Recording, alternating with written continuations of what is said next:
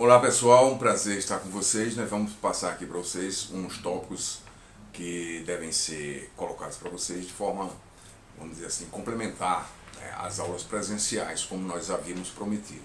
Então vamos tratar aqui do tema dos estados federados, né, a partir do artigo 25, depois nós vamos passar pelo artigo 29 dos municípios e depois chegaremos à intervenção federal. Então nos acompanhe aí com o texto da Constituição. Nós vamos aqui explicar os dispositivos que estão aqui dispostos na Constituição Federal, né, e espero que vocês possam tirar algum proveito da aula. Então veja só, o artigo 25 da Constituição Federal diz que os estados organizam-se e regem-se por constituições que são as constituições estaduais e as leis, né, que adotaram e observaram os princípios da Constituição. Então existem os princípios que devem ser de observância obrigatória pelos estados, né, como eu já havia falado e ressaltado antes em sala de aula, né, especialmente os princípios constitucionais sensíveis, né, direitos fundamentais, e claro que são de observância obrigatória. Por quê? Porque os estados têm autonomia, não têm soberania. Então o texto máximo, né, de uma federação é a Constituição Federal e ela deve resplandecer sobre as constituições estaduais. O parágrafo 1º do artigo 25 diz que são reservados aos estados as competências que não lhes sejam vedadas pela Constituição. Então, o que é que diz esse dispositivo? Como já tinha também ressaltado, né, quando eu estava falando justamente das competências, então, no caso aqui, esse dispositivo fala da chamada competência residual, ou competência remanescente dos estados. Isso significa dizer que o quê? Que o que não está vedado ao estado pode ser justamente o quê?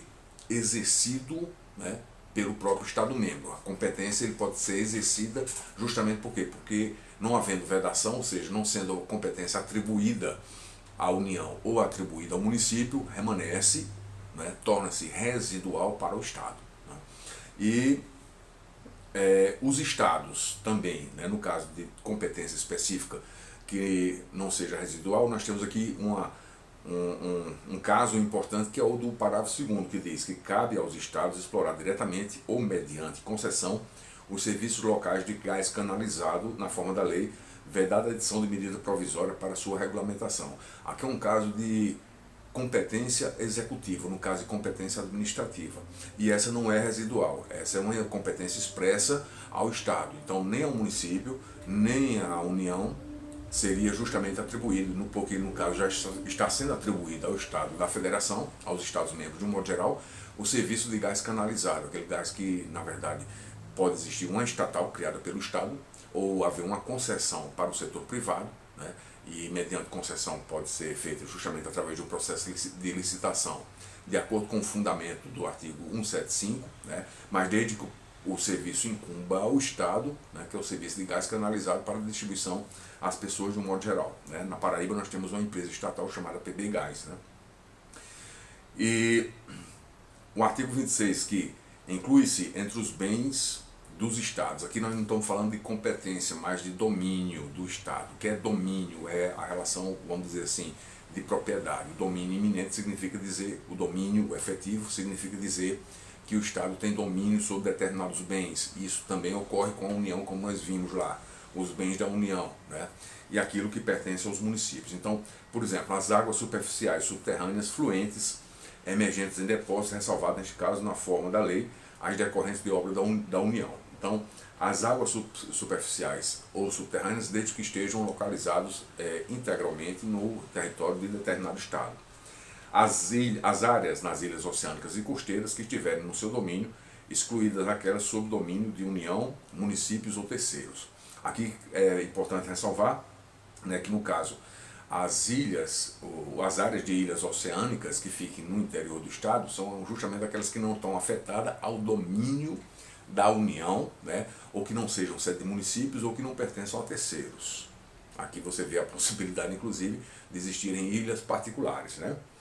E, claro, as ilhas fluviais e lacustres não pertencentes à União, as chamadas terras devolutas não compreendidas entre as da União, que no caso para a União seriam aquelas terras devolutas que são essenciais para o quê? Para a defesa, né, do território nacional, como nós vimos anteriormente. Né?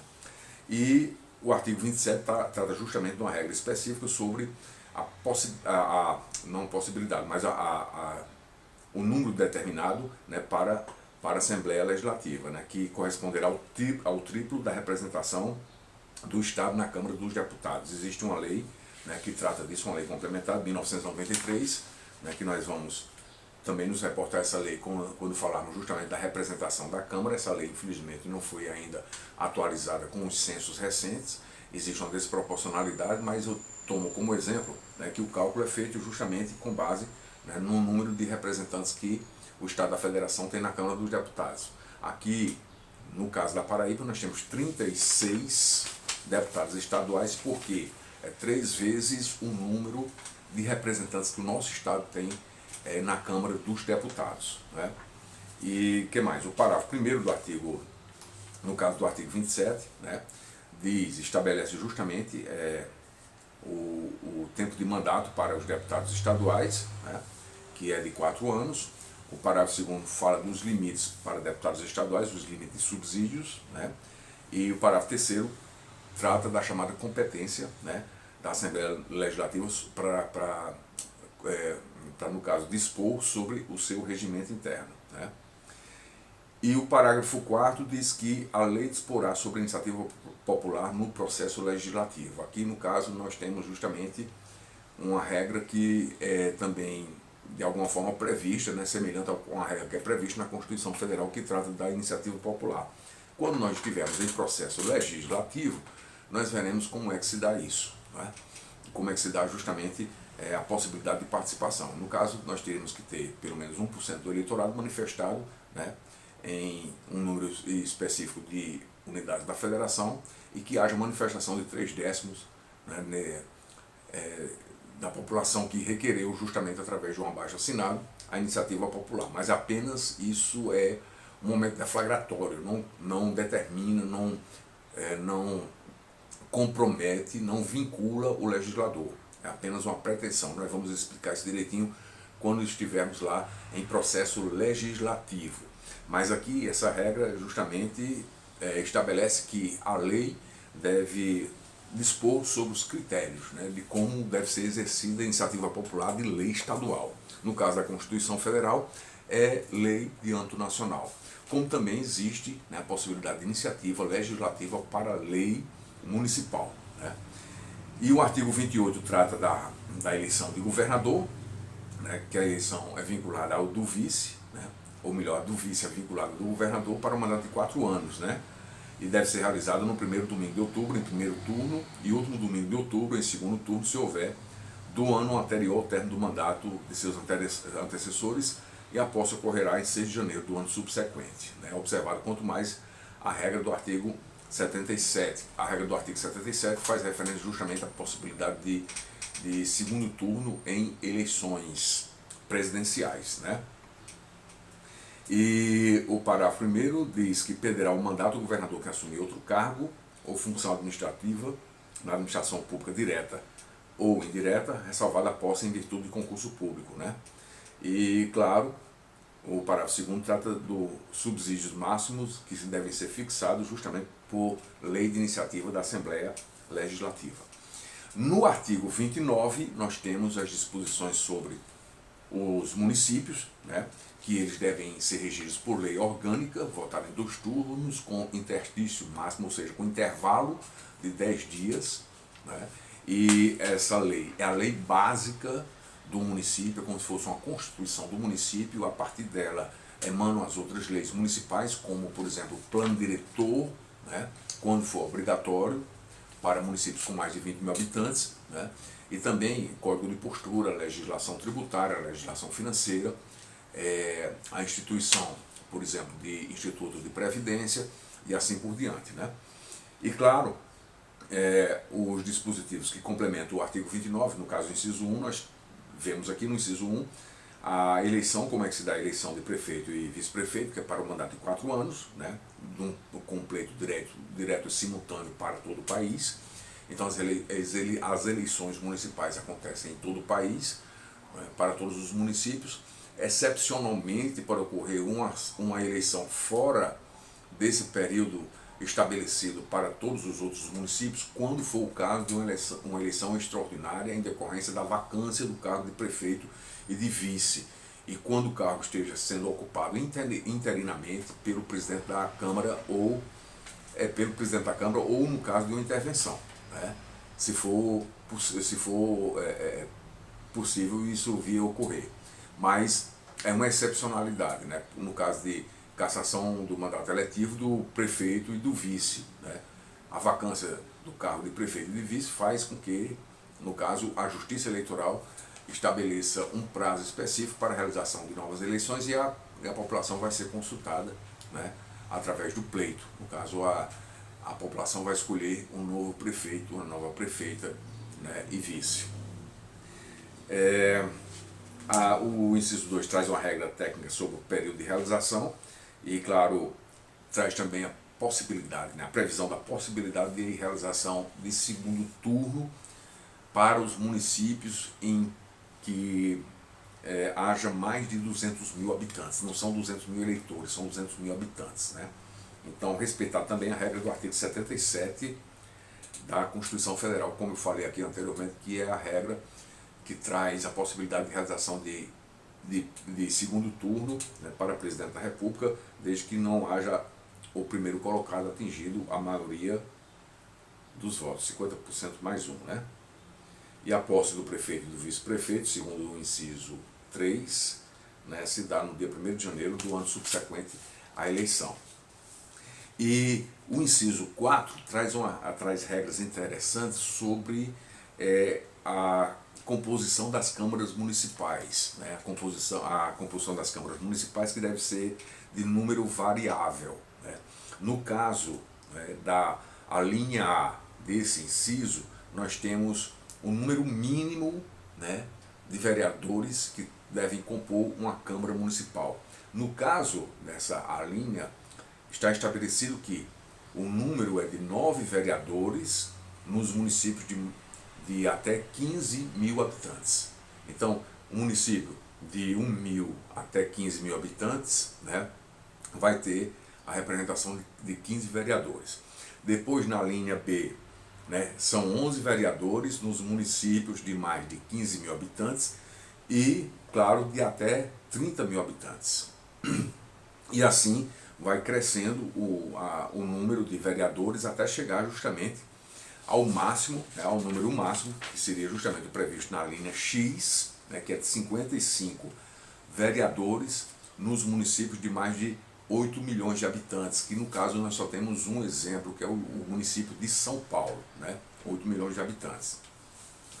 O inciso 5 fala dos subsídios de prefeito, né, e vice-prefeito e dos secretários, né, que deve ser fixado por lei de iniciativa da Câmara Municipal, né, e os subsídios dos vereadores vão ser fixados variavelmente, de acordo com o que está disposto aqui no inciso 6 do artigo 29, né, de acordo com, vamos dizer assim, o tamanho do município, né, no caso aqui, na linha A, em município de até 10 mil habitantes, o subsídio máximo dos vereadores corresponderá a 25% do subsídio dos deputados estaduais.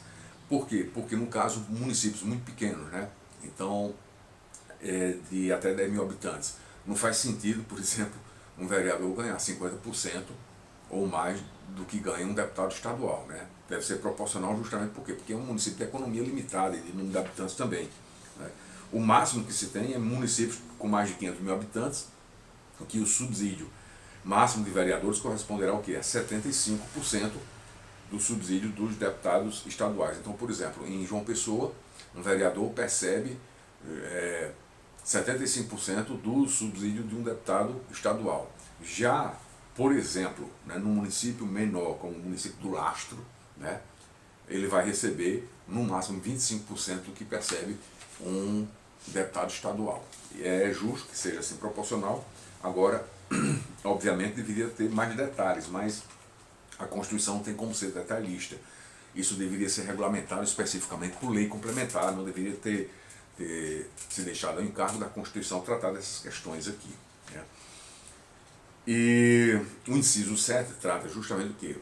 O total das despesas de remuneração com o vereador não poderá ultrapassar o montante de 5% da receita do município, né? E o que mais? Bom, A inviolabilidade dos vereadores por suas opiniões, palavras e votos no exercício do mandato e na circunscrição do município, isso quer dizer que não existe para os vereadores um tipo de imunidade material e nenhuma imunidade formal para o processo, certo? Como existe para deputados federais e para senadores, certo? Mas existe a inviolabilidade do direito de livre manifestação do pensamento na circunscrição do município, né? E proíbe-se justamente incompatibilidades no exercício da vereança, né, no que couber o disposto na Constituição para os membros do Congresso Nacional e na Constituição do respectivo Estado. Então, quer dizer, aquilo que for incompatível para os membros do Congresso Nacional, ou seja, deputados federais e senadores, também será incompatível, né, para membros das câmaras de vereadores. O julgamento do prefeito será perante o Tribunal de Justiça, isso quer dizer que é uma outra espécie de foro por prerrogativa de função, certo? Foro por prerrogativa de função, o prefeito tem justamente o foro privilegiado no STJ, né? Ou melhor, no caso aqui, no Tribunal de Justiça, né? O governador é que tem o foro por prerrogativa de função no STJ, né? E os outros dispositivos tratam justamente, né, primeiro, no inciso 11, da organização das funções legislativas e fiscalizadoras da Câmara. Inciso 12, cooperação das associações representativas do planejamento municipal, iniciativa popular de projetos de lei de interesse específico do município, da cidade, dos bairros, através de manifestação de pelo menos 5% do eleitorado. Aqui, como eu já falei agora no início do vídeo, é a possibilidade justamente do que de iniciativa popular para projeto de lei municipal, que deve ter no mínimo 5% do eleitorado, né? A perda de mandato do prefeito, de acordo com o que está previsto na lei, né, uma lei específica sobre a responsabilidade de prefeitos e vereadores, né? E o artigo 29A, ele foi incluído pela emenda 25, né, de 2000, né, que trata justamente do total da despesa do Poder Legislativo Municipal, né, incluídos os subsídios dos vereadores e excluídos os gastos com inativos, né? E esses subsídios, no caso, o total da despesa, no caso, né, que é o total da despesa do Poder Legislativo Municipal, nós estamos nos referindo aqui, não poderá ultrapassar os seguintes percentuais relativos ao somatório da receita tributária e das despesas previstas, né, no parágrafo 5º do artigo 153 e nos artigos 158 e 159 efetivamente realizado no exercício anterior, certo? Então, veja o seguinte, a questão é, por que isso existe? Bom, pessoal, os municípios têm receita própria, uns têm uma receita mínima, a maior parte dos municípios no Brasil, grande parte deles, municípios com menos de 10 mil habitantes, até um pouquinho mais, né, recebem quase que a totalidade dos recursos para gastar de receitas que são transferidas da União e também dos estados, certo? Então, essas receitas, no caso desses municípios, como também no caso dos municípios que têm uma receita própria, eles devem gastar, no máximo, de acordo com a Lei de Responsabilidade Fiscal, no máximo 60% de toda essa receita, no máximo, com pessoal. A Lei de Responsabilidade Fiscal estabeleceu que 54% deve ser para o Poder Executivo e 6% para o Poder Legislativo. Então, a Constituição, na verdade, foi acrescida desse dispositivo justamente para mudar isso, né, e estabelecer critérios mais razoáveis e econômicos, levando em consideração o fato de que transferir justamente para gastos para a Câmara de Vereadores 6% para municípios que têm um volume muito elevado de recursos seria imensamente desproporcional aos serviços realizados pela Câmara Municipal. Ou seja, a Câmara ficaria nadando em dinheiro, né? Enquanto isso, em municípios pequenos é necessário que haja um percentual como esse, de 6%, por exemplo. Por quê? Porque eles necessitam de trabalhar no mínimo com recursos que são destinados, que na verdade os recursos são limitados. Então, 6% da receita corrente líquida para a Câmara Municipal de São Paulo seria um valor exorbitante, quando na verdade o Executivo necessita muito mais, né, de recursos para o quê? Para contratar pessoal para manter serviços diretos e auxiliares através de concurso público ou de contratação, respectivamente. Então, assim, na verdade, nós teríamos justamente o quê? Uma correção, né, para evitar desproporcionalidades. Então, aqui é o que nós temos justamente os percentuais que foram estabelecidos, né, pela Emenda Constitucional 25 de 2000, acrescentando à Constituição o artigo 29A, o artigo 29A.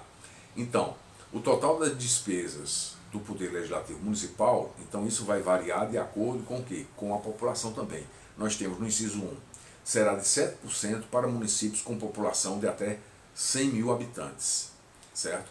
Então, o Poder Executivo fica com 53%.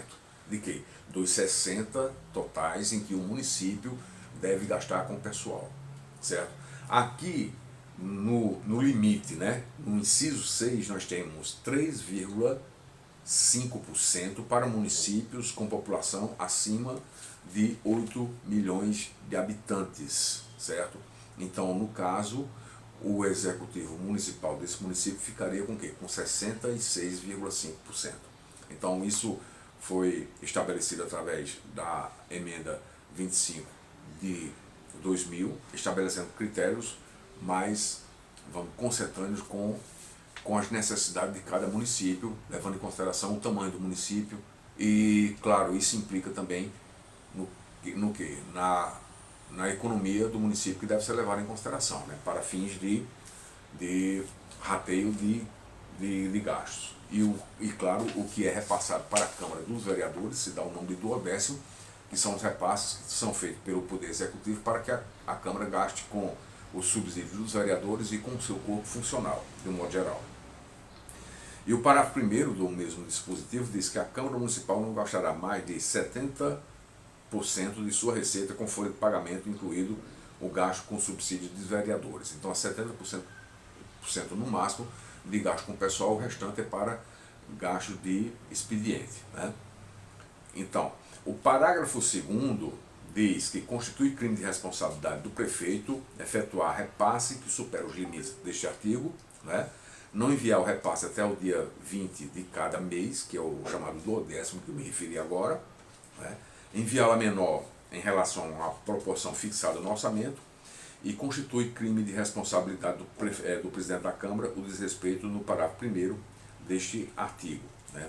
Que é justamente o que? Gastar acima do que foi estabelecido na Constituição. E o artigo 30, né, diz que compete aos municípios legislar sobre assuntos de interesse local, inciso 1, né? Suplementar a legislação federal e estadual no que couber. E, claro, também aqui no caso do inciso seguinte, que é o inciso 3, instituir e arrecadar os tributos de sua competência, porque é obrigatório que os municípios venham instituir os tributos de sua competência, sejam os que estejam lá previstos no artigo 156, né, os impostos, mas como todas as taxas que lhes são cabíveis, né, de cobrar. E criar, organizar e suprimir distritos, né, observando a legislação estadual, organizar e prestar diretamente sob regime de concessão ou permissão de serviços públicos de interesse local, incluindo os transportes coletivos, que tem caráter essencial. E você veja que aqui no caso do inciso 5 é prestação de serviço, no inciso 1 é legislar sobre assunto de interesse local. Os serviços de interesse local são aqueles, por exemplo, o abastecimento d'água, né? No caso aqui, textualmente está sendo referido o quê? O transporte coletivo urbano. Manter a cooperação técnica com União e Estados, inciso 6, prestar com cooperação técnica e financeira da União serviço de atendimento à saúde da população, né? Porque no caso a cooperação financeira da União é estabelecida justamente em torno da legislação do SUS, né? Promovendo que couber o adequado ordenamento territorial, porque as cidades não podem ser caóticas, né? Existe até imposição justamente da observância do plano diretor para cidades com mais de 20 mil habitantes. Promover a proteção do patrimônio histórico cultural local, observar a legislação e a ação fiscalizadora federal e estadual. Aqui é um tipo de competência comum que cabe justamente também à União, né? Mas aqui, se tiver afetado a área ao município, deve o município exercer essa competência administrativa, né? Sem, obviamente, ferir nenhuma competência, seja do caso da União ou do Estado, né? Mas observada a legislação estadual e a legislação federal. Como é que se dá a fiscalização do município? Via de regra, a fiscalização dos poderes aqui no Brasil se dá pelo poder legislativo. Isso a nível federal, estadual e municipal. Então, a fiscalização é do poder legislativo municipal, que vai fazer justamente o que? O seu controle, no caso o controle externo, né? E vai ser justamente, né, esse sistema de controle, vamos dizer assim, exercido pela Câmara, mas no caso dos estados que tenham, no caso dos municípios, né, eles têm as contas apreciadas pelo Tribunal de Contas, que é órgão auxiliar da Assembleia Legislativa. Mas os municípios, no geral, em todos os estados do Brasil, estão submetidos a tribunais de contas, porque só 2 municípios existem tribunais de contas municipais, né? Então, a Câmara Municipal recebe o parecer, né, do julgamento das contas do prefeito e vai avaliar. Além desse tipo de controle, que é o controle externo, existe também um controle interno, né? O controle interno, na verdade, cabe ao próprio Poder Executivo Municipal. É necessário, por exemplo, ter, quando não for o caso do município, poder manter uma secretaria específica, mas que os municípios tenham secretarias de controle interno, ou controladorias, para evitar desvios de conduta, desvios de recursos e, claro, se adequar à legislação. O que, infelizmente, no Brasil, né, não se vê a contento, né? Tem um desvio de recursos, infelizmente, e esse controle interno acaba não sendo exercido de modo eficiente, né? É deficiente por conta da corrupção que existe no Brasil. Então, na realidade, nós temos que observar, infelizmente, que assim ocorre. Mas, claro, está sujeito justamente ao controle externo, se caso o controle interno tenha falhado. Vamos ver se, no caso, a Câmara de Vereadores aprova um parecer, ou se o Ministério Público também não vê algum indício aí de crime, né, de corrupção, etc. Então, o controle externo da Câmara, né, de acordo com o parágrafo 1º do artigo 31, né, será exercido com auxílio do Tribunal de Contas dos Estados ou dos municípios ou dos Conselhos de Contas Municipais, onde houver. Aqui eu faço a diferenciação porque, por exemplo, na Paraíba nós temos um Tribunal de Contas, que é o Tribunal de Contas do Estado. Esse Tribunal de Contas, ele fiscaliza, no caso, auxiliando o Poder Legislativo Estadual, as contas do Estado e as contas dos municípios, né, com auxílio das câmaras dos vereadores, que apreciarão a posteriori, depois dos pareceres dos membros do TCE. Então só existe um Tribunal de Contas para todos os municípios e para as contas dos estados. Existem estados que têm 2 tribunais de contas estadual. Um Tribunal de Contas estadual para as contas dos órgãos do estado e outro Tribunal de Contas estadual para as contas dos municípios de um modo geral. Ao caso do estado do Ceará, certo? E existem estados que têm 2 tribunais de contas, mas um para as contas do estado e dos municípios, e um municipal que seria justamente instituído pelo município para as contas do município, que é o caso do Rio de Janeiro e de São Paulo. São os 2 únicos casos de tribunais de contas municipais, certo?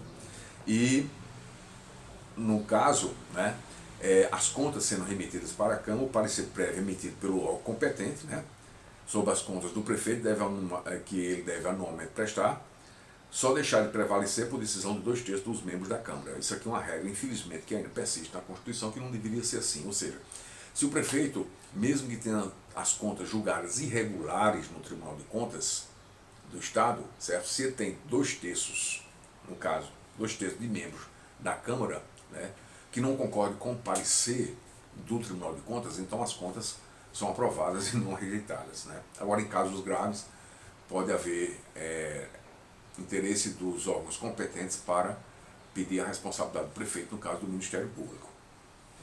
As contas dos municípios ficarão, de acordo com o parágrafo 3º, né, do artigo 31, as contas dos municípios ficarão durante 60 dias, anualmente, à disposição de qualquer contribuinte para exame e apreciação, né, o qual poderá questionar-lhes a legitimidade nos termos da lei.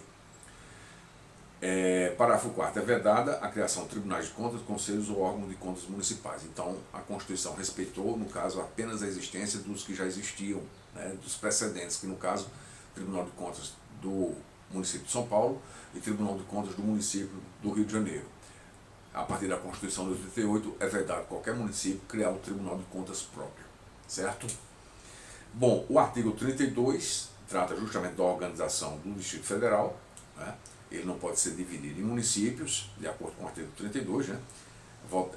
a sua legislação, na verdade, vai ser uma lei orgânica também, e ele deverá ser composto por poder executivo e poder legislativo, que no caso funciona numa Câmara Legislativa, né? E o parágrafo 1º diz que ao Distrito Federal são atribuídas as competências legislativas reservadas aos municípios, né? A eleição do governador e do vice deve observar o artigo 77, né, dos deputados distritais, considerar quando os governadores e deputados estaduais para mandato de igual duração. Então, lá no Distrito Federal não tem vereador, né? Tem deputados distritais, que são eleitos justamente no período das eleições gerais, né, para deputados estaduais, deputados federais, senadores, governadores, etc. E tem um governador do Distrito Federal, não tem prefeito, né, como se fosse um ente federativo anômalo, né? Não é dividido em municípios, mas o Distrito Federal é governado por uma governadoria própria, como se fosse um estado, né?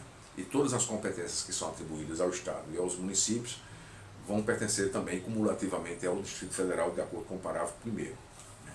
O artigo 33 trata dos territórios. A lei disporá sobre a organização administrativa e judiciária dos territórios, e os territórios, eles poderão ser divididos em municípios, aos quais se aplicará no que couber o disposto, né, no capítulo 4 deste título, que no caso aqui trata justamente o quê? Dos municípios, né? Então, na realidade, nós temos justamente o quê? A possibilidade dos territórios serem divididos em municípios, né? E, claro, a administração do território não se dá de modo a ser efetivada por um executivo eleito, né? Mas a escolha se dá justamente o quê? Pelo governo federal, né?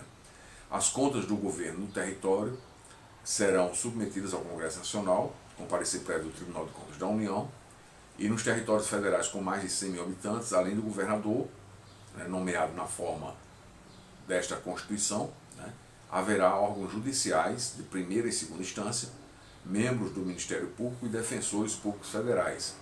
A lei disporá sobre as eleições da Câmara Territorial e de sua competência deliberativa. Então, pode haver cargo eletivo para a Câmara, mas não pode haver cargo eletivo para o Executivo, né?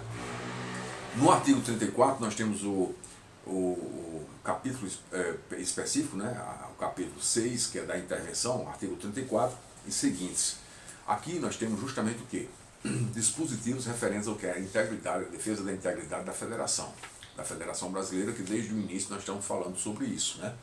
Então, a União, de acordo com o artigo 34, diz, a União não intervirá nos estados e nem no Distrito Federal. A regra é a seguinte, é não intervenção. Então, a União não pode intervir em Estados-membros. Isso decorre justamente do princípio da autonomia das unidades federadas, e que a União não é propriamente uma entidade federativa. É como se fosse o resultado justamente como personificação de todos os estados. Então, quando se decide, por exemplo, intervir no estado, é toda a União que está, de alguma forma, sendo representada ali pelos demais estados que decidiram intervir naquela unidade federativa especificamente.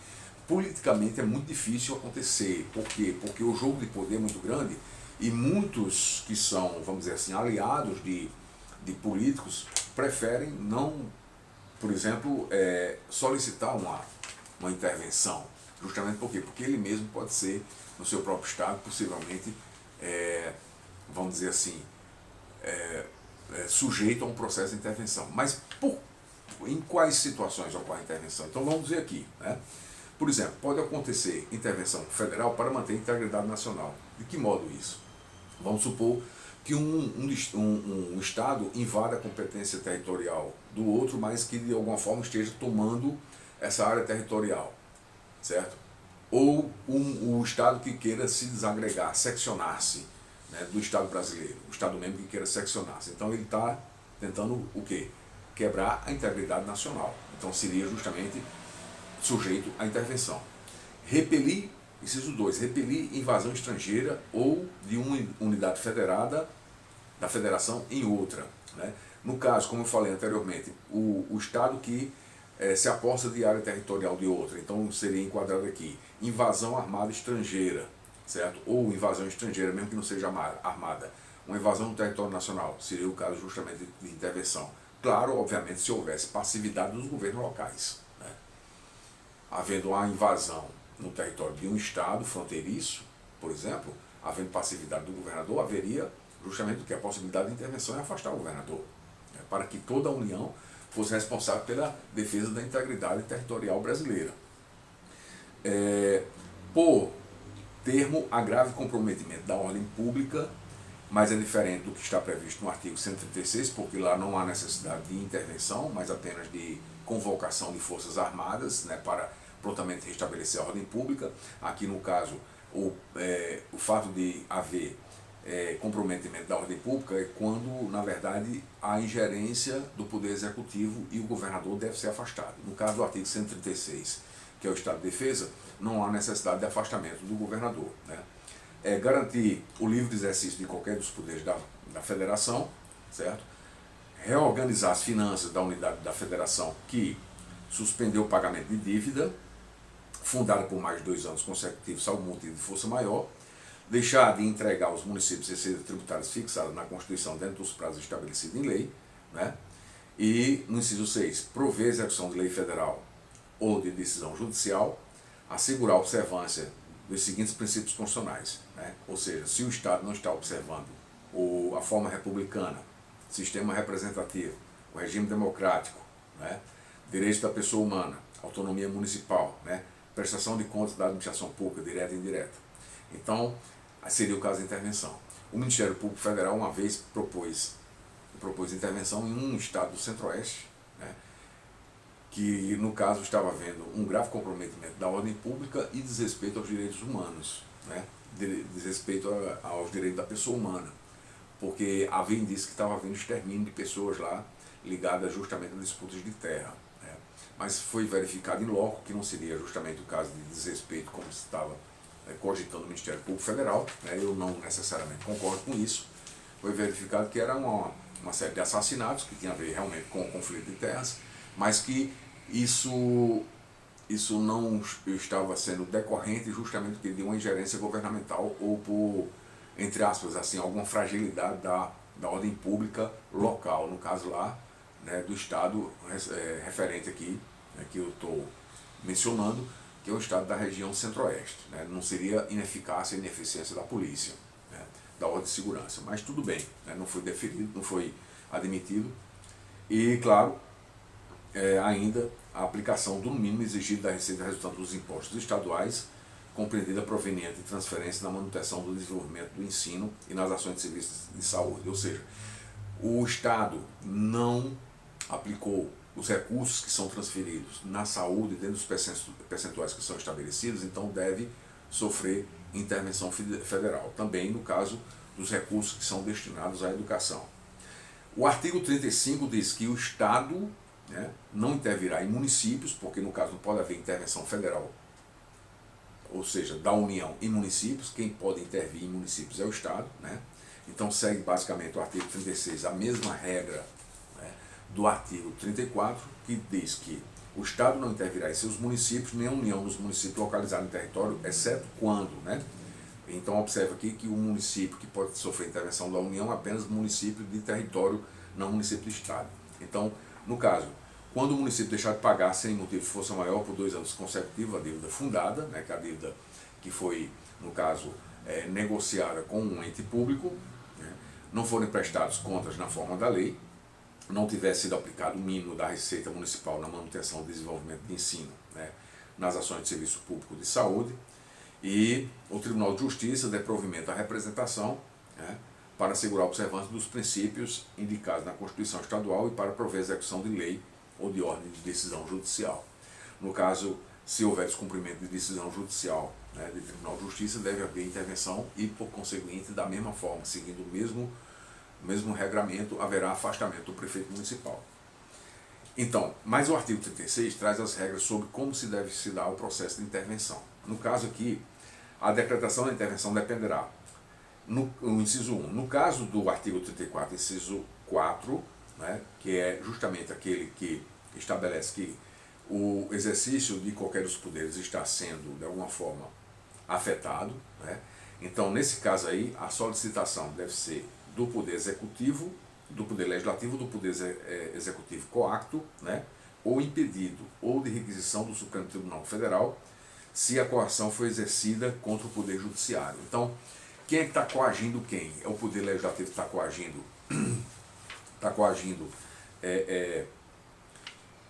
no caso, é o Poder Legislativo que está coagindo o Poder Executivo, então pede-se a intervenção federal, né? Isso vai afetar o funcionamento da Assembleia Legislativa. É o Poder Executivo que está coagindo o Poder Legislativo, então a intervenção federal vai ser solicitada justamente para quê? Para que o Presidente da República possa decidir sobre essa intervenção em relação ao afastamento do governador. Se for, no caso, uma coação sobre o Tribunal de Justiça, então cabe ao STF requisitar a intervenção federal, certo? E no caso de desobediência de ordem de decisão judicial, né, de requisição do Supremo Tribunal Federal, né, do Superior Tribunal de Justiça ou do Tribunal Superior Eleitoral. Quando houver decisão, né, quando houver descumprimento, houve um episódio interessante, uma vez que houve iminência de intervenção no estado do Piauí, porque o governador derrotado não queria sair do palácio, o povo, entre aspas, não queria deixá-lo sair, né, mas houve apenas iminência e não chegou a se concretizar a intervenção federal. E claro, haverá provimento, né, pelo Supremo Federal de representação do Procurador-Geral da República, no caso, né, na hipótese do inciso do artigo 34, inciso 7. Foram aqueles casos que eu li aqui, o exemplo que eu falei para vocês, né, que, por exemplo, a linha B, né, direitos da pessoa humana, quando houver fundado desrespeito ao direito da pessoa humana. Mas não é apenas isso, porque o exemplo que eu citei foi o exemplo lá do estado, né, da região centro-oeste. Então, quando houver esse tipo de ocorrência, então o Procurador-Geral da República pede ao STF para que justamente seja deferida a intervenção no Estado para assegurar a observância dos seguintes princípios constitucionais. Estou lendo aqui o inciso 7. Né? A forma republicana, sistema representativo e regime democrático, direitos da pessoa humana, autonomia municipal, prestação de contas da administração pública direta e indireta. Né? E o parágrafo 1º diz que o decreto de intervenção, que especificará a amplitude, né, o prazo e as condições de execução e que, se couber, nomeará interventor, né, conforme o caso, né, porque não é obrigatório, mas via de regra é o que ocorre, né, se nomeia o interventor, porque se, por exemplo, o poder coator for o poder executivo, não faz sentido manter o governador, né, no cargo sem interventor. Se não for o caso do governador ser o coator, mas a Assembleia Legislativa, a intervenção pode ser deferida sem a nomeação do interventor no Executivo, mas haverá uma intervenção, né, no Legislativo e possivelmente afastamento de deputados. Né, mas não necessariamente o interventor será o interventor executivo. Né, e, claro, será submetido à apreciação do Congresso Nacional ou Assembleia Legislativa do Estado, né, quando for, respectivamente, a intervenção federal em estados ou intervenção estadual em municípios. Né? Se estiver funcionando, parágrafo 2º, o Congresso Nacional e a Assembleia Legislativa far-se-á a convocação extraordinária, né, no mesmo prazo de 24 horas.